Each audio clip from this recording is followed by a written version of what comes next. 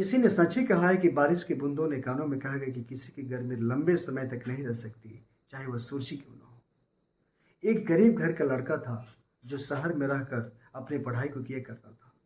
एक समय की बात है कि उसके मोबाइल पे कॉल आता है दूसरे शहर से इंटरव्यू के लिए, लेकिन उसके पास जाने के लिए किराए के लिए पैसा नहीं था।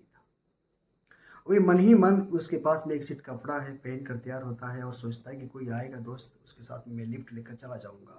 लेकिन ऐसा भी कोई व्यवस्था नहीं मिलता है तो वो निराश होता है और बगल के मंदिर के में जाता है। उसके रूम के बगल में जो मंदिर है वहाँ पे जाता है और भगवान से प्रार्थना करता है कि भगवान, एक तरफ तो तूने इंटरव्यू के लिए बुला लिया, लेकिन दूसरी तरफ मेरे को जाने के लिए मेरे पास में पैसे नहीं है। उसने प्रार्थना किया और उसके बाद में वो देखा कि एक भिखारी था, उसके हाथ में एक कटोरा था और वो पैसों से भरा हुआ था।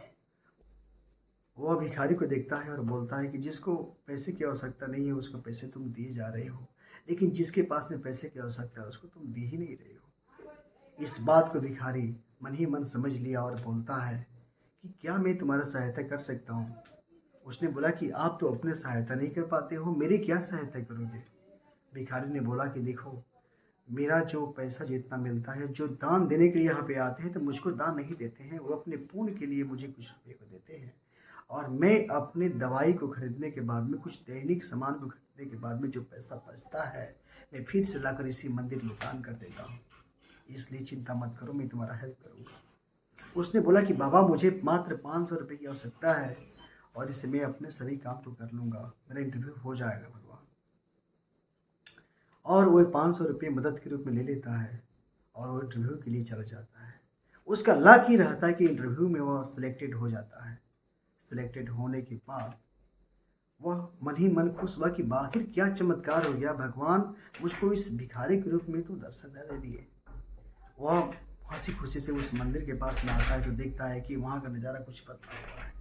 कुछ लोग वहाँ पे एक भीड़ के रूप में एकत्रित थे और कह रहे थे कि एक भिखारी था जो आज दवा नहीं खरीदने के कारण, दवा नहीं लेने के कारण वो मर गया है। तो कुछ लोग तरह तरह की बातें को बोल रहे हैं कि भिखारी तो ही हैं, ऐसा होता है।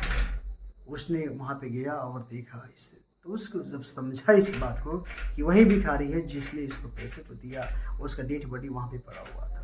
इसके मन में बहुत तकलीफ होता है। इससे ही हमको प्रेरणा मिलता है कि एक तरफ अगर हम अपने जीवन में निराश निराश होते हैं तो भगवान किसी न किसी रूप में मुझको मदद करने के लिए अवश्य आते हैं। और दूसरी सीख मिलती है कि हमें दूसरों की सेवा भी करनी चाहिए, मदद भी करनी चाहिए। आत्मसम्मान, आत्मसम्मान ही सब चीज़ होता है और आत्मसम्मान ही मानव को जीवित रखता है। Thanks for watching this video.